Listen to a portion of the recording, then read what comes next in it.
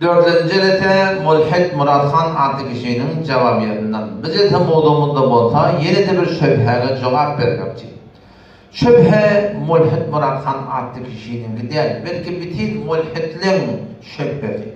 Muratxan adlı kişi Müslümanın şahıtı bola okuymadı yerden, bilmedi yerden, tahkik etmedi yerden bir bolur günleri eşitip yok bana metalıplar yarıları okuyup anlatına yetmedi yerden o da şulan aydın keplerin ağzına alıp da şunu kontrolüne da Türkmen ili arasında da Müslüman da olanların yüreğine şüphe düşmekte sebep olur. Bu şüphesi ne mi? Belki hakikatinde bir töhmet ne mi diye sizin peygamberinin diye almıyor. Kabinde barayını dediğiyle ayten kefin subutu yetirmekten için dediği gerek. Kaybeden peygamberden alımı bağmıştık mı yokmuştuk. Ne kadarlar fetva veriyorlar? Nereden? Cübütünden. Ne kadarlar fetva veriyorlar? Nereden? Ammardan. Burada eşittir, burada deyiptirler, tahkik etme nereden, bilme nereden, şunu aydık göbeliyor. Hudaydan ne ol xanak, avrayından ne ol xanak yanın taktı. Bu gün elhamdülillah ölmüne Müslümanlık olalım, internetin ötübülen, inçeme fesatlar yayırları da bir kavluğa da sebep olur. İnçeme olamaların videolar çıkıyor, gururlar çıkıyor, olama doğru deyipti, bana doğru deyipti. Şu ortada Türkmen il hem elhamdülillah ölmüne, şimdi evlenip barıqlı ki kardeş o da, doğru başının teyacı var. Doğru peygamber emekle sakkalı koyuptur. Ama aytyan kefine subutu etmeden süreyim, Kur'an'dan, sünnetten, Hanefi mezhebin düzgüne oraya Türkmenlere delili bulmasa on kefini kabul etmelilerini Türkmen ile elhamdülillah olmenine koyduğu açılığıydı. Mulhid'in de hakkında şeyle aytyan kefine delil gerek taahhüt etmektir. Parayı nişan açıklamaklarına. Elhamdülillahi Rabbil alemin. Ve salatu ve selamu ala seyyidina seyyidil enbiya vel mursalin ve ala alihi ve sahbihi ecmaîn. Gelbettik dördüncü bölüge. Kıynatakta Muratxan adlı kişi gelip iddia ediptir ki benim peygamberimizin ilmi yok diye. Bunun ahım oğlu ulamalığını yetirin, başartınsın, sabit edin diye.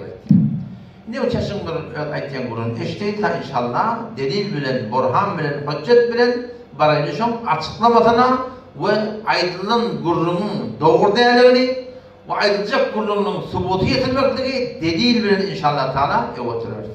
Birlikte eşteyta aytyan gurunu. Yani men aytacak olan adım alemlerin serveri Peygamber Aleyhisselam Muhammed Peygamber diyen adamın hiç ilmi yok size ne mi diyecek onu? Haydin dava edilen onun var ayet kimin de ardından aydın. İnanırken Muratxan adlı kişinin peygamberinin hakkında olan töhmetini bildi eşittik. Ki bizim peygamberimiz sallallahu aleyhi ve sellem'de ilim bolmasın ve ilmi yok bolsun. Naudu billah. Tıkkıda Müslüman'da olunmadı. İlim deyip neme değil diye.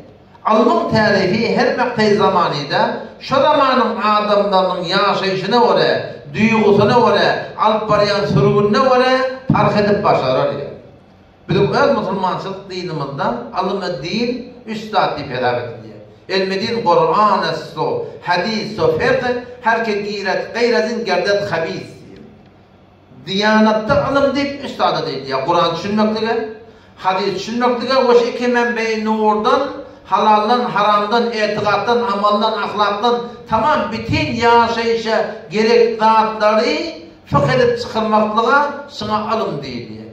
Ne Muratxan adlı kişi, ötenin manandığını bırakıp oylanmaklık gerek değil mi?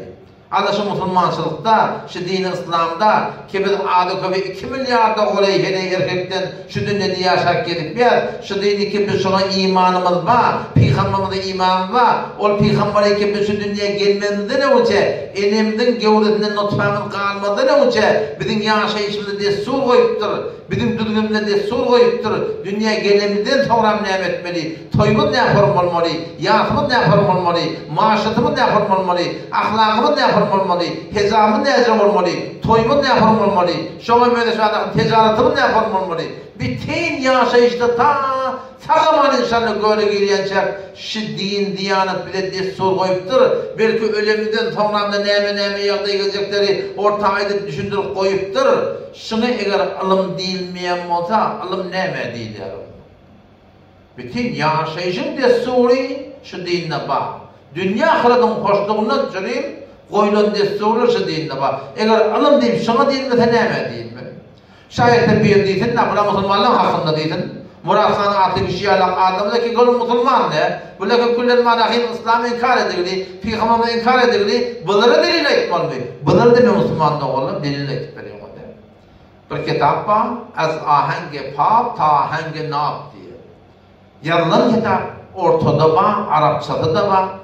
Şoför malahim Fars dilinde de yazılan, belki İngiliz dilinde tercümede olsa bulundurur. Şonda 100 alim, muhtelif alimler ki dünyada şoma alim deyip tanıydı. Cinin şinasi olsun, eden görünler çağan yağdayla çoğuluyor. Setara şinasi olsun, yıldızlar hakkında, asmallar hakkında, deryalar hakkında, futbolistler, voleybolistler, muhtelif dünya yüzünden akıllı adamdan destanlarını, hekayatlarını, muris bukayalık, danışmet adamdan destanlarını şonda getiriptirler. Ki şöyle tahkik edip, şu formada hem tahkike gelip, İslam'ı tahkik edip, nihayette Müslüman olup durdu. O arada bir video ben gördüm. Taraf kafir, Müslümanın alimden yüzlerine mi diye, bu konuya ne kadar Müslümanlığı mulhid bulup paraya diye da, o Müslümanlığa kavucu cevap verdi, beter. Ne mi dedi onun alim Müslümanlığında, temen yanında doğru dedi, şu hüküm bilin dedi, ne kadar alımsız, bilimsiz, Jawan oğlanımız İslam'dan haber bulmanı mulhid bulup paraya, ama siz kafirlerin danışmenleriniz, profesörleriniz, doktorlarınız, bilimli adamlarınız Müslüman oldu dedi.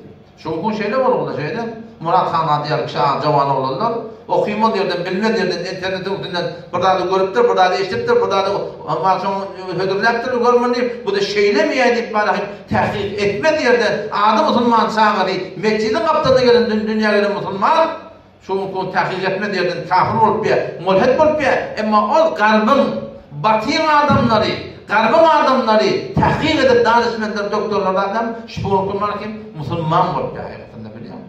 Hatta sadece babacağım.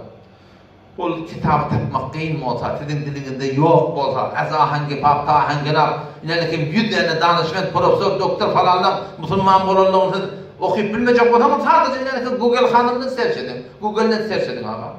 Nereden search etmeli? Ol danışmenler, profesörler ki tahkik edip Müslüman olupdur diyelim, yaz sonra gör neyime getiriyor. Ne kadar danışmenlerden adlarını getiriyor. Şimdi bizim Murat Khan artık işimiz yine de Müslümanın çağısı da abi. Kulağına kulağını her zaman adamın aranaydılan elhamdülillahi vel minne bizim videolarımız sebep oldu. Ya başka olan bir yerden neticede sebep oldu. Hudayda köp şükür bir yartı tova geldi. Yartı tova ne oldu benimle İslam dinine karşı çıkıp, Peygamberine karşı çıkıp hiç de diyecek ya orada bağışta diyen yalıp kurun aydı bir ölçedi ki ayetiyen kepten yanlış değil mi de indi ben ne edecek diye indi ben niye bütün dünyada tanıyan adamlar var. Kim o? Einstein'dir. Kim o? Napoleon Bonaparte'dır. Kim o? Falanıdır. Şolan ayetiyen kurumlarını ayıtıp men niye adamlar diye yol salgı verecek diye. Önkü alahim account'ımın page'imin adını öğretip onun adını falan koyup men niye şolan adamlar kepten ayacak diye. Murat Khan adlı kişi ballıyım.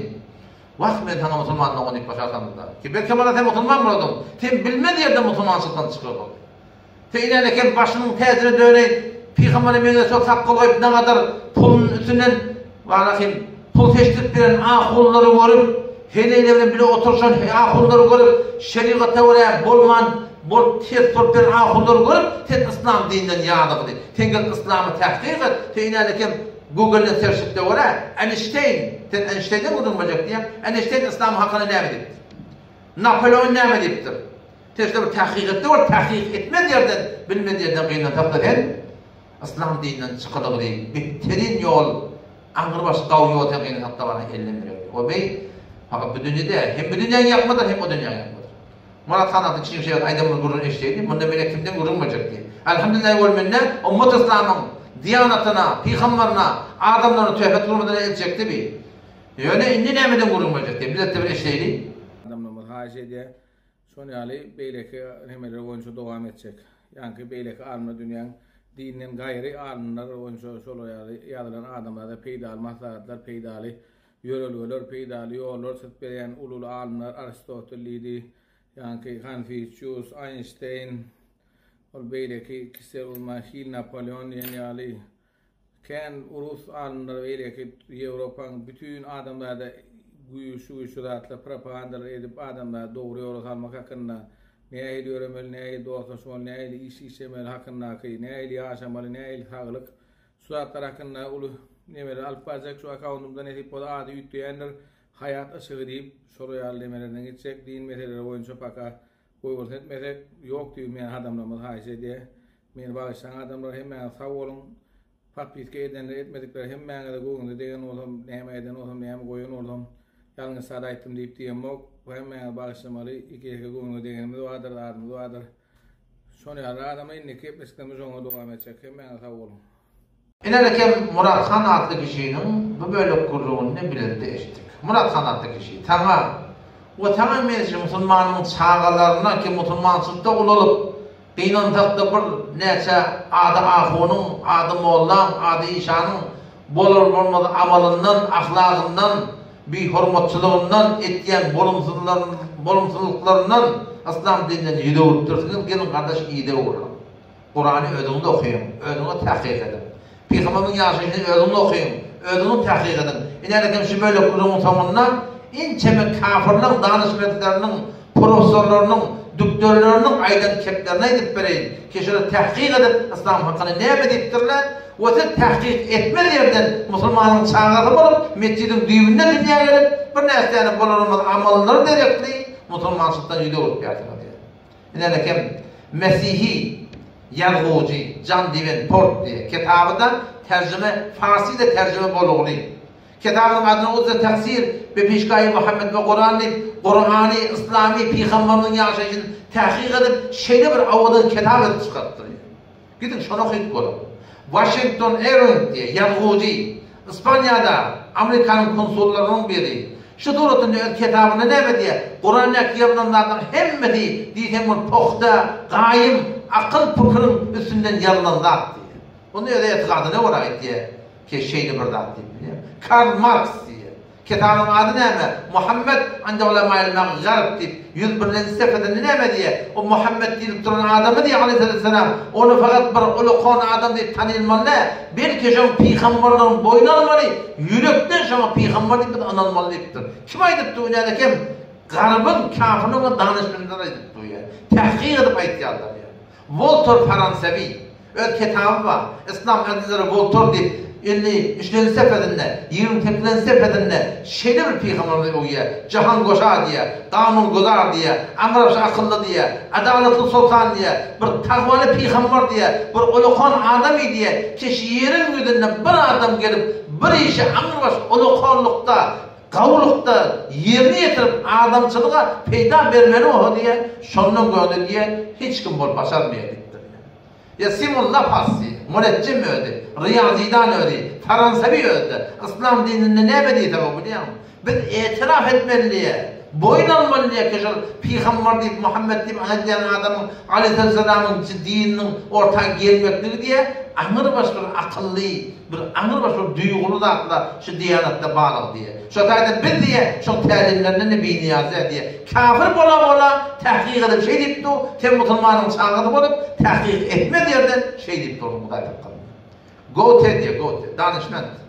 Yani Almanın yazıcısı, kitabı var, Divan-ı Şerqi ve Garbi deyip, şunu inçeme peygamberimizi övüp, Kur'an'ı övüp ne mi diye, Kur'an okuyon da teme ödünü diye, Kur'an teme cezbet diye, gen aldır diye, başını indir diye, şu Kur'an'ı yakın bağlatla. İnsan bunu da var akım, İslam'ın hakkında, Kur'an'ın hakkında, koşku yalıtçı doğrultunda var akım, İslam'dan defa ediptir.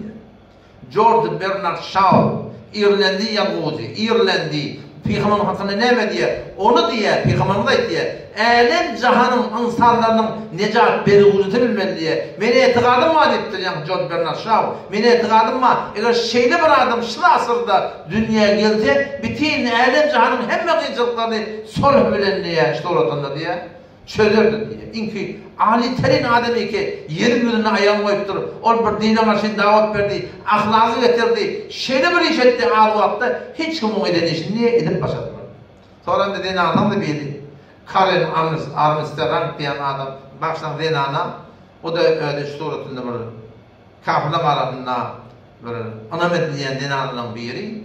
O da ne diptir biliyor musun? Şu zamanda diptir Muhammed'in aleyhisselam yaşayışının hakkını yok kurulmaydı diye diptir.